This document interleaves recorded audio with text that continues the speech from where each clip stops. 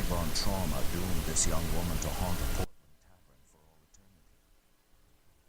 Was it sin or loss of faith that keeps a Jesuit priest from finding everlasting rest?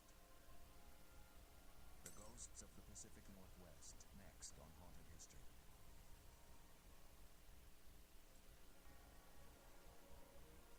Stories of the supernatural, fact or fiction. Through a veil of sightings and encounters, we catch a glimpse of our historical past on a journey through haunted history.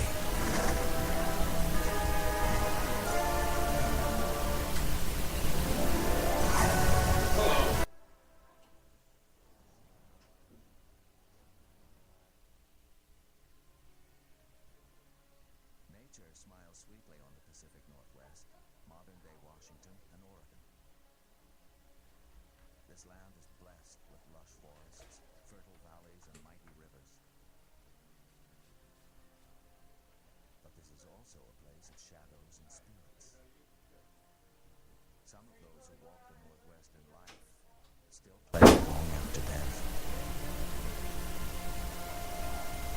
The first to enjoy the vast bounty of the Northwest were the Cowlitz, Clallam, and other American Indian tribes. In 1806, Lewis and Clark returned from their epic journey to the Northwest, inspiring the nation with reports of opportunity in this majestic wilderness.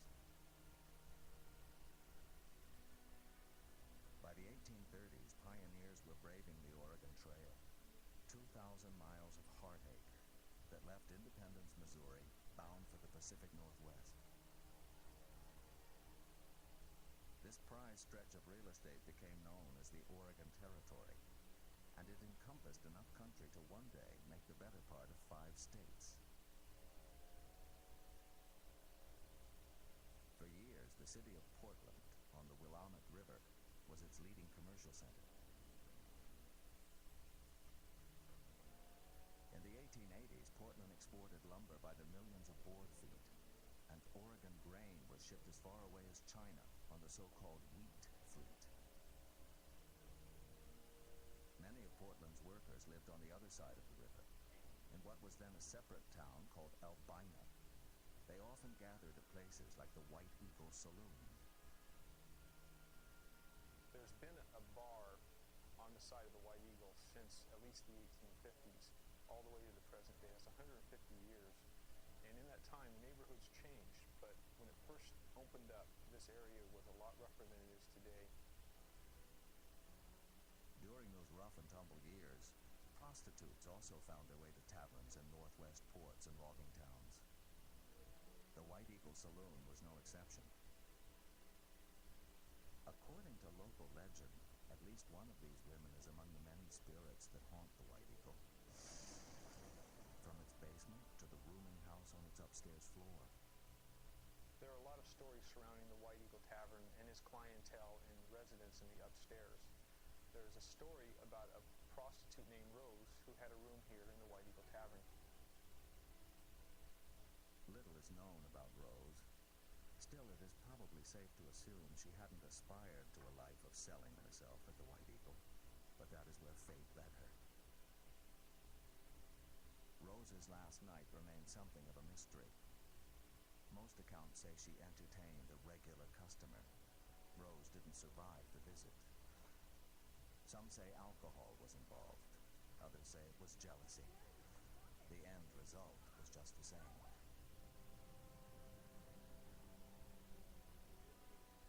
Since that time, Rose's spirit has been seen and heard at the White Eagle Saloon. A former owner has told me he had a cot downstairs. He would sleep here overnight, and he definitely heard moans and cries and sobbing coming from upstairs. Some eyewitnesses claim to have seen Rose in the window of the room where she was murdered. There is no earthly explanation for such sightings.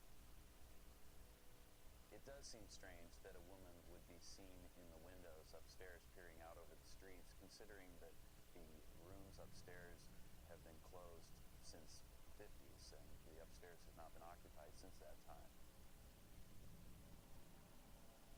to local stories, the White Eagle's basement was also the scene of prostitution. The legend of the White Eagle is there was a black Asian opium den type brothel in the basement. We have no documentation of it, but the legend has gone down over the years that that's the way it was. If the rumors about the saloon's black-only brothel are true, they reflected Oregon's long-standing racial attitudes. In 1859, a portion of the Oregon Territory had been admitted to the Union as the 33rd state. While the Oregon Constitution banned slavery, it just as explicitly deprived free blacks of most rights. There were Jim Crow laws in Portland, and here in Albina, when the railroad came through, the black workers on the railroad had to get off here because they couldn't actually go into Portland. At the White Eagle's basement brothel, patrons and prostitutes alike had to contend with a menacing bouncer. He would become one of the saloon's most notorious spirits. The bouncer at the White Eagle is definitely not well liked by anybody, not the customers, not the girls, probably not even by the owners. He seems to have been so scary that they were afraid to fire him. The legends don't reveal what happened to the bouncer, only that he stopped showing up at the tavern. However, there was no shortage of people who might have wanted to help him disappear. But even now, long after his death, the bouncer still seems to claim the White Eagle as his own. An employee of mine was in the kitchen doing his routine daily work, and a dry erase board flew off the wall and fell down the stairs. There would be no reason for the dry erase board to fly off the wall unless there was an earthquake, which there wasn't that day, and so we have no explanation for it. Still, another employee reported a peculiar episode involving a freezer door that seemed to have a mind of its own.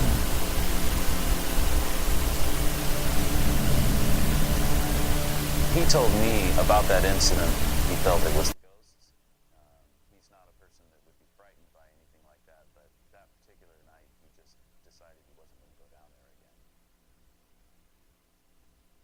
Local legends tell of yet a third apparition that haunts the saloon. The spirit of Sam Warwick apparently remains here because the White Eagle is the only home he ever knew.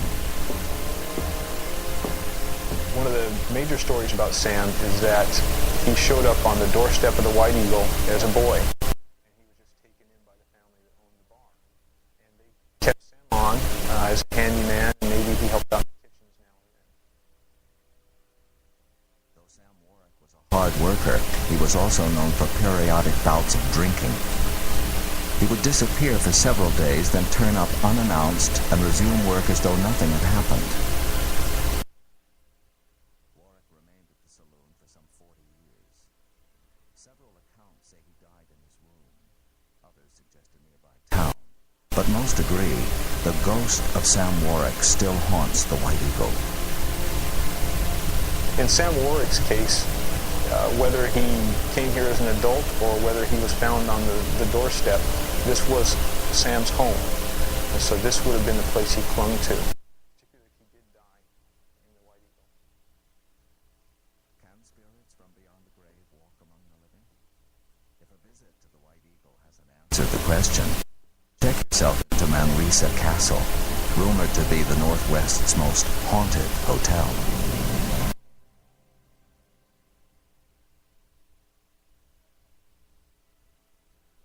It hardly takes more than a glance to know why Manresa Castle in Port Townsend, Washington, is referred to as the Pacific Northwest's most haunted hotel. With its Gothic turrets and Victorian decor, the Manresa is the perfect stage for a pair of legendary hauntings. Here, two tormented souls took their own lives and left their spirits behind. With the passing years, both have become part of Port Townsend lore. Founded in 1851, Port Townsend was a small city with a big dream to become the preeminent harbor on Puget Sound. Port Townsend's strategic location at the entrance to the Sound made it a convenient anchorage for West Coast shipping. It was early pioneers like Charles Eisenbeis who led Port Townsend on its quest for prominence. An immigrant from Germany and a baker by trade, Eisenbeis earned a fortune provisioning the ships that docked in Port Townsend. Later, he opened a brickworks, a brewery, and was elected Port Townsend's first mayor. After Charles Eisenbeis had reached the pinnacle of his success, he decided that he wanted to have the biggest house in Port Townsend. So in fact he set about doing this with bricks from his own brickworks, and the place became known as Eisenbeis's Castle. It had 30 rooms and it was the largest private residence ever built in Port Townsend. The mansion took 14 years to build, but Charles Eisenbeis would enjoy its splendors for only 10 before his death in 1902. For the next 20 years, Eisenbeis Castle remained vacant. The mansion was finally purchased by the Catholic Church, which turned it into a Jesuit seminary. Other Catholic orders used it as a summer retreat. The Jesuits renamed the castle Manresa Hall, after the birthplace of Jesuit founder Ignatius Loyola. It was during this period that the Manresa's most notorious spirit supposedly came into being. There is a legend that goes around Port Townsend, has been for many years, regarding the ghosts that haunt this building.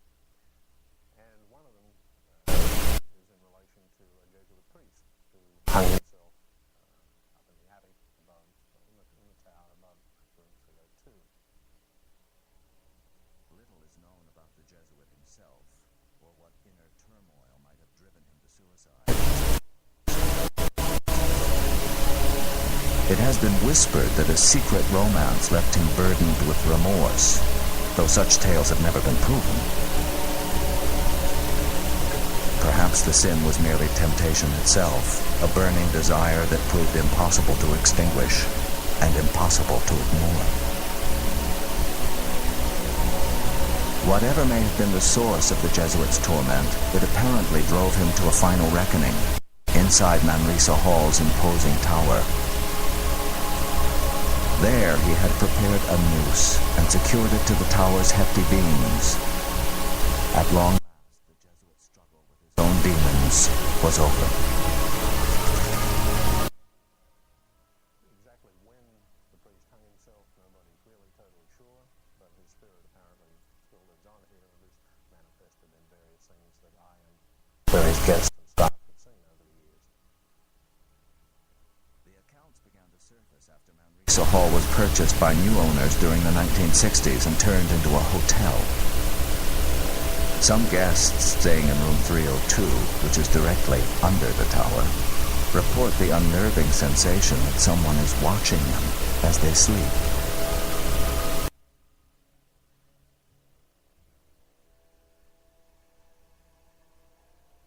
Other visitors claim that they hear footsteps coming from above. The part that I find hard to explain is that there are no rooms above room 302, it's purely the attic, and nobody is in the attic. Where do these footsteps come from? I don't know, nobody seems to be able to explain them. Eyewitness accounts suggest that the Jesuit has at times made himself known in the hotel bar. One of the things that I have witnessed and heard about on two other occasions, but physically witnessed once, was a glass breaking in the bar and shattering and falling into all sorts of very small little pieces. My first reaction when this happened was one of shock, actually, and surprise, and the bartender also was quite surprised that it happened. It made a very loud noise, which sort of frightened me a little bit. Local legends say the ghost of a young woman also haunts the Manresa Castle. Known only as Kate, her story seems to date to around 1900.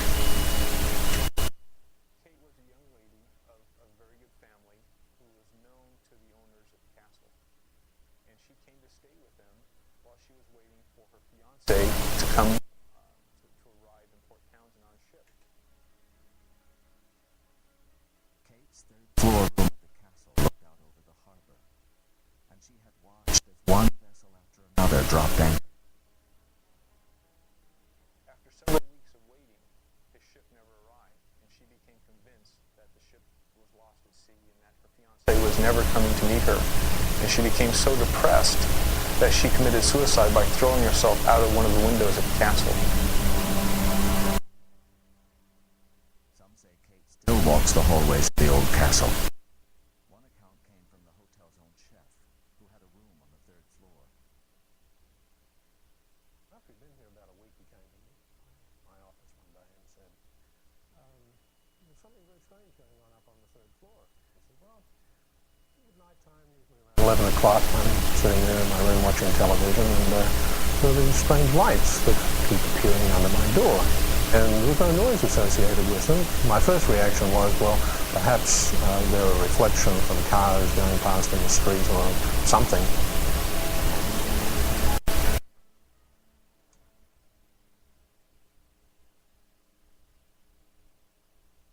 The mysterious illumination has never been explained. However, the cook's experience may have something to do with the location of his room. The cook was staying in room 307, which coincidentally was right across the hallway from room 306, which is the room from which Kate supposedly jumped out to her death. It is possible that eager hotel guests, prompted by oft-told tales, merely imagine the ghostly apparitions. But maybe the legends are rooted in fact. Perhaps tonight, one of the ghosts is appearing to a guest at Manresa Castle. And if the rooms are all booked at the Manresa, a short trip across Puget Sound leads to Seattle, where some say spirits have roamed underground for more than a century.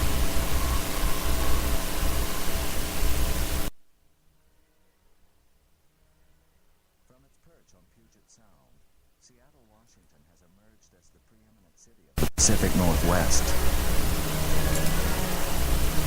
Of course, like any other place, Seattle has a past. But here, some of the city's history is entombed in a subterranean labyrinth of sidewalks and old buildings. It is known as the Underground. Each year, tour guides lead thousands of visitors into this walk-through time capsule. And some say that once the last guest has gone, the underground belongs to ghosts from Seattle's past, spirits who have prowled the darkness for more than a century. The underground is a byproduct of Seattle's unique location, directly on top of mud flats at the edge of Elliott Bay. When he founded Seattle in 1851, Arthur Denny ignored the mud. What caught his eye were the stands of virgin timber on the hills above. Seattle's logging business roared to life when entrepreneur Henry Yesler chose the town as the site for his new sawmill. Yesler's mill was a steam-powered sawmill, and that was high technology of the day. We were successfully able to ship logs down to San Francisco, which was burning down on a regular basis. So that steam-powered sawmill, where that landed, was bound to be the leading logging center of the time. Buoyed by timber sales, Seattle prospered and spread out across the mudflats. The low-lying terrain did result in sewage and flooding problems, but still the city grew. The opportunity to rebuild up and out of the mud came unexpectedly, when the Great Fire of 1889 incinerated much of downtown Seattle. After the fire, city officials planned to literally raise Seattle by rebuilding the downtown streets at new, higher levels. But property owners didn't wait for higher roads and rebuilt instead at the old mudflat level. These buildings had an upper entryway where the street would one day be located. Existing roads were by building two walls, dumping fill in between, and paving the top. When sidewalks were finally installed, the lower area remained as a covered underground shopping mall beneath the new raised city. Illumination was provided by hundreds of skylights, like this one. For years, Seattle commerce flourished in this subterranean world. Hardware merchant Moses Korn was among those whose businesses operated below street level. Korn's spacious showroom still can be seen in the underground. Its windows face out on the old subterranean sidewalk. The cracked, uneven floors are the consequence of building on Seattle's unstable mudflats. The Moses Korn store racked up its most robust sales during the 1890s, in the heady days of the Yukon Gold Rush. Miners from around the world descended on stores like this one, eager to stock up on tools, cooking gear, and food. Gold fever had flared up in July of 1897. All across the country, ordinary Americans left their jobs and started on the harrowing trip to the frozen Yukon goldfields. And people in Seattle also headed to the Yukon. Our entire fire department quit. Our entire police department quit. The only mayor in the history of this city to leave his office was Mayor Wood. He cabled the city from the boat to say he was on his way to the Yukon, and by the way, he resigns as mayor. And it was in sheer insanity.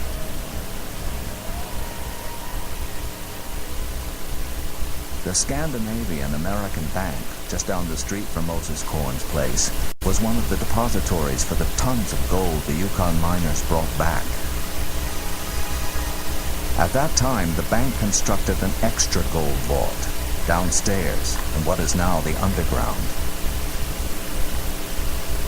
Journalist Bill Spidell, who rediscovered the underground in the 1960s, was among the first to suspect that a spirit might lurk in the vicinity of the bank vault. The underground is a very spooky environment. My father knew that one section of underground mysteriously is always cool. No matter what time of year, it's always cool. There's a theory that we experience cold when there's a ghost nearby because in order to manifest themselves, in order for a ghost to make itself seen or heard, that it needs energy, and that they draw this energy from the surrounding world in the form of heat and convert it into another form of energy, which may be sound or a full visual image of the ghost. An apparition that seems to frequent the old vault was reported by one of the underground tour guides. One time when I was down here, I was passing through the space where the bank vault was created during the gold rush, and there was a person standing there. It was a man, but it wasn't a solid person. After studying his style of dress and knowing what I know about the area in which I found him, I would sense that he is a miner, either looking for his gold or keeping an eye on it. And he just disappeared. He wasn't a real person. So to me, he was a ghost. The origins of such a spirit are open to speculation. It is no secret that Seattle was a rugged town during the gold rush years. Perhaps the young man fell victim to an assailant who assumed he carried a stash of nuggets. If the miner was killed before redeeming his gold from the vault, he may be marooned in the past, unaware that his treasure no longer exists. But there may be other lost souls in the underground that explain why the young miner lingers on here. Even before the wild years of the gold rush, Seattle was notorious for its prostitutes. More than 2,000 of these women worked in Seattle during the late 1800s. Their labors benefited the city in perhaps unexpected ways. Some people would say run those girls out of town, but our city fathers said, no, let's tax them. For the next 10 years, the city's tax on vice and prostitution brought in 87% of its income. That group of people and those taxes allowed us to pave our streets for the first time.